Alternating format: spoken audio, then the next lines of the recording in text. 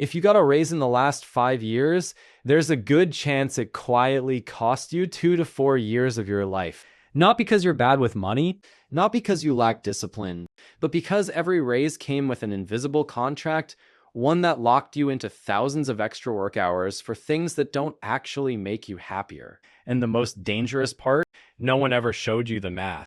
Let me show you exactly how this happens without bad decisions, without reckless spending, and without you even noticing. 4 years ago, Mark was doing everything right. He had a solid job, a decent apartment, a reliable car, and for the first time, he felt like he was finally getting ahead. 4 years ago, Mark was a senior project manager making $95,000. He lived in a decent one-bedroom apartment, drove a 5-year-old Toyota, and felt like he was finally getting ahead. Then he landed the big one, Director of Operations. His salary jumped to $135,000. That's a $40,000 increase, a life-changing amount of money on paper. Mark felt like he'd won the game. He thought, this is the moment I finally start maxing out everything. I'll be a millionaire in no time. Fast forward to today.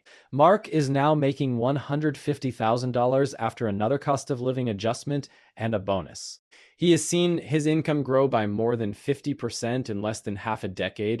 But here is the eye-opening reality. Mark is more stressed about his mortgage today than he was about his rent 4 years ago. He has less in his liquid savings than he did when he was making 5 figures. He feels like he is running at a full sprint just to stay in the same place. Mark doesn't have a spending problem in the way we see on reality TV. He didn't go to Vegas and blow it all on black. He simply did what society told him a director of operations is supposed to do. He moved into a house in a better school district, $11,100 more per month. He traded the Toyota for a newer SUV or EV, $500 more per month. He started ordering high-end meal kits because he's too busy to shop, $400 more per month. He joined a gym or subscription service for networking, $300 more per month. Individually, these choices seemed logical. They felt like the natural rewards for his hard work, but collectively, they did something devastating. They didn't make Mark richer. They just made him more expensive to operate. I'm Tom, and I spend my time breaking down the invisible math that quietly turns higher income into lower freedom. Mark didn't realize that he was essentially signing a contract to work thousands of extra hours just to maintain a baseline of normalcy that doesn't actually make him any happier than he was 4 years ago. Here's the part no one tells you. Lifestyle inflation isn't an accident. It's a business model. The people who benefit most from Mark's upgrades are not his friends or neighbors. They are auto lenders pushing 72 and 84-month car loans, mortgage brokers incentivized to upsell monthly payments, and subscription-based companies engineered to turn convenience into permanent obligation. When Mark upgraded his car, the dealership didn't care about his freedom. They cared about locking him into 6 to 7 years of guaranteed payments. When Mark bought the bigger house, the real estate industry didn't care about his stress level. They cared that his maximum approved mortgage just became their new baseline. Every industry involved in lifestyle inflation gets paid more when you stop thinking in total cost and start thinking in monthly payments. That's not psychology, that's design. We need to talk about why this works so well on smart people. Most of us measure our success in annual salary, but we experience our cost of living in monthly payments. This is a massive psychological trap. When you hear you're getting a $40,000 raise, it sounds like a mountain of cash. But when you look at an $800 per month car payment, it looks like a small molehill. That mismatch is where your freedom goes to die, because $800 a month is $9,600 a year. Suddenly, nearly a quarter of that massive raise is gone with one signature at a car dealership. And that's before we even talk about the silent partner in all your earnings, the IRS. This brings us to a concept I believe almost no one calculates, but everyone should. I call it your lifestyle inflation hourly rate.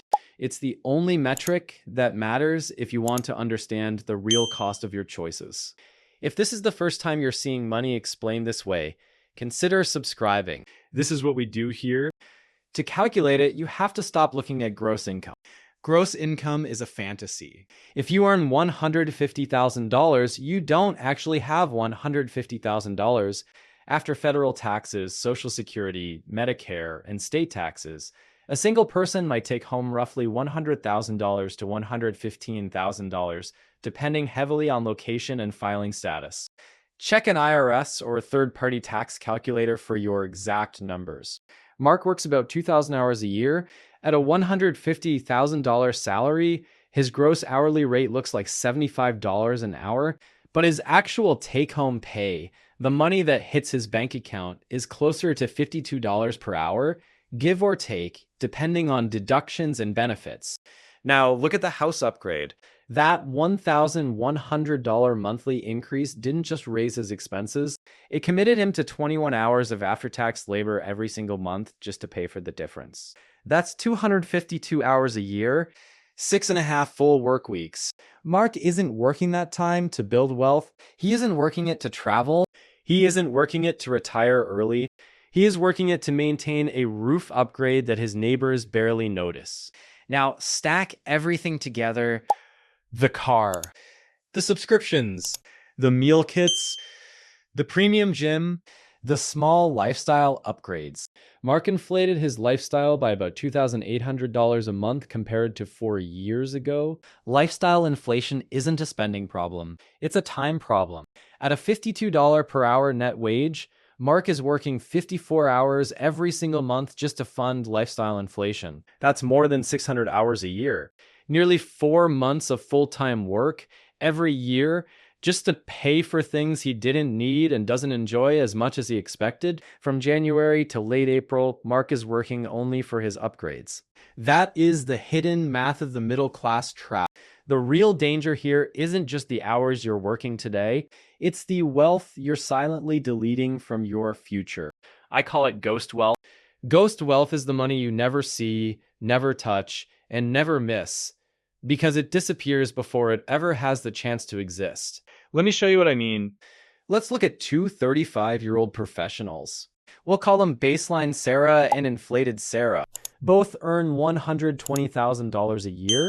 Both receive annual raises in the 3 to 5% range, depending on the economy and their performance. Both are intelligent, disciplined, and financially responsible by most standards. The only difference between them is how they respond to raises. Baseline Sarah decides to keep her lifestyle anchored to what it cost when she was earning $80,000. She adjusts for inflation, but she does not upgrade for status.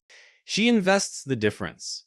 Based on long-term historical market averages, which vary year to year and are never guaranteed, if Sarah invests that gap into a diversified portfolio over 25 years, she could reasonably end up with a portfolio in the low to mid 7 figures, potentially exceeding $3 million in today's dollars. Now look at Inflated Sarah. Every time Inflated Sarah gets a 3 to 5% raise, her spending rises by 3 to 5%. A slightly nicer car, a slightly bigger renovation, a slightly more expensive vacation, she still saves something, maybe 10%. On paper, she's doing the right things, but emotionally, she never feels richer. Because her lifestyle rises in lockstep with her paycheck, by age 60, Inflated Sarah might have somewhere between $700,000 and $1 million, depending on markets and behavior. That sounds fine until you realize her lifestyle now requires $180,000 a year to maintain. She didn't fail. She didn't gamble. She didn't make reckless decisions. She simply allowed her lifestyle to grow without ever calculating the hours attached to it. Baseline Sarah, meanwhile, lives on $80,000 a year with a portfolio capable of supporting far more than that. The difference between these two paths is not luck. It's not timing, it's not beating the market, it's the refusal to let lifestyle inflation consume the one thing you can never replace: time.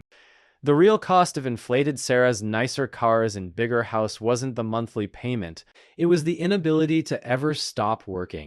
Over 25 years, the difference between these two paths can easily exceed $2 million in lost opportunity, depending on returns and savings rates. Not because Inflated Sarah earned less, but because she never gave her money room to breathe. This is the uncomfortable truth most people avoid. You don't lose wealth by spending money. You lose wealth by committing future hours, and once those hours are committed, they are gone forever. I want to hear from you. What was the upgrade you felt you deserved after a raise, but 6 months later, it started to feel like a weight? Was it the car, the bigger house, private school tuition, luxury subscriptions? Be honest. Writing it down breaks the spell. Why do smart, disciplined people fall into this trap over and over again? Psychologists call it hedonic adaptation. It's the reason your dream car becomes just your car after a few weeks. It's why the house you are obsessed with becomes invisible once you move in. When Mark first sat in his new SUV with heated leather seats and premium sound, his brain lit up with dopamine. For a few weeks, he felt like he'd arrived. By month 4, it was just transportation. But the payment, the insurance, the maintenance, those never fade. You are paying a permanent price for a temporary feeling, and here's the cruel part. Most people are already living at their maximum sustainable level of stress. They think a raise will reduce that stress, but instead of using it to create margin, they use it to create obligation. They buy things that require upkeep, things that require insurance, things that require more income just to stand still. Every upgrade quietly raises your personal survival number. So how do you break the cycle? You don't budget harder. You don't download another spreadsheet, and you definitely don't try to feel less tempted. You calculate. I want you to do an hour's audit. Take your 3 largest monthly expenses that are not basic necessities. The car payment, the country club, the premium grocery habit, the subscriptions you forgot you had. Now calculate your net hourly wage, what you actually take home after taxes and deductions. Divide each expense by that number. If your car costs you 30 hours of work every month, ask yourself one question. If I didn't own this car, would I choose to work 4 extra days every month just to have it? Most people, when forced to confront the trade directly, say no. But because money is abstract, just numbers on a screen, we never feel the weight of the hours. Money is not currency. It is stored life energy. When you start seeing a $200 dinner as 4 hours of your life, your behavior changes instantly. Not because you're cheap, but because you're awake. Now, let me be clear. This is not about deprivation. This is not about living like a monk or eating lentils in the dark. The real strategy is selective downgrading. Be average where you don't care. Be intentional where you do. Maybe you love travel. Keep the travel budget, but do you really need a $600 a month car payment to drive to the grocery store? If you replaced it with a reliable used vehicle and saved $400 a month, you just bought back 8 hours of your life every month. That's 12 full days a year. You no longer have to work. Ask yourself this: what would you do with 12 extra days every year? Sleep? Spend time with your kids? Build something that matters? That is the real return on investment. There's a piece of mainstream financial advice you've probably heard 100 times. Pay yourself first. Set up automatic transfers. Max out your retirement accounts. Make saving effortless. That's good advice, but it's incomplete. If you pay yourself first while still allowing your lifestyle to creep up, you're not building freedom. You're building a bigger cage. You're saving money with one hand while committing future hours with the other. The real goal isn't just saving. The real goal is control. Here's the rule that actually changes outcomes. I call it freeze the baseline. The next time you get a raise, whether it's 3% or 30%, act like it never happened for 6 months. Don't change your housing. Don't change your car. Don't change your subscriptions. Don't even upgrade your coffee order. Let the raise hit your account and just sit there. During those 6 months, watch what happens. Your emergency fund grows without effort. Your stress level drops. Your options expand. You begin to feel something most people rarely experience: financial margin. That feeling of having space between what you earn and what you spend is more addictive than any new purchase. Once you've experienced it, it becomes much harder to give it away to a landlord, a car dealership, or a subscription you barely use. You start valuing optionality, your ability to walk away from bad situations, more than appearances. Let's bring this back to Mark one last time. When Mark got his $40,000 raise, he thought the question was, what should I upgrade?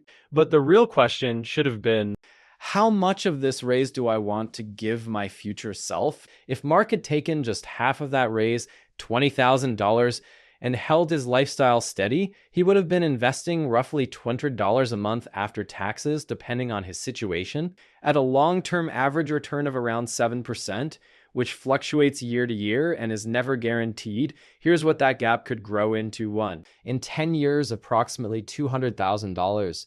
In 20 years, roughly $600,000 or more. And that's from one raise.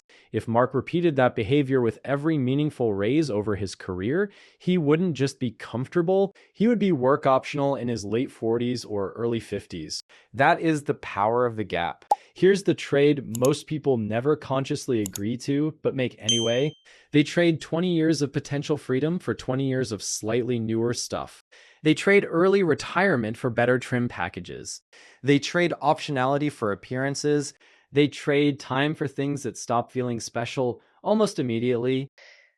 Trade hours for stuff? Bad deal, but it's a deal millions of people accept every day because they've never been shown the math in hours instead of dollars.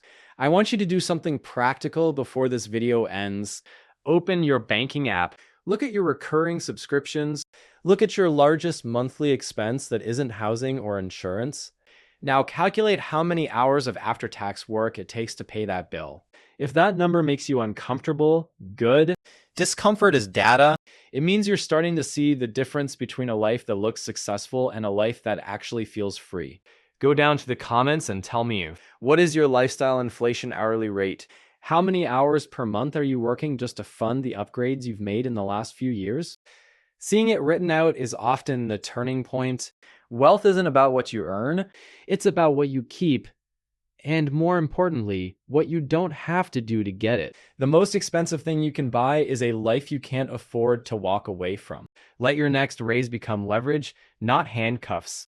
Keep your baseline low, keep your gap wide, and keep your hours for yourself. I've spent far too much time thinking about these numbers so you don't have to.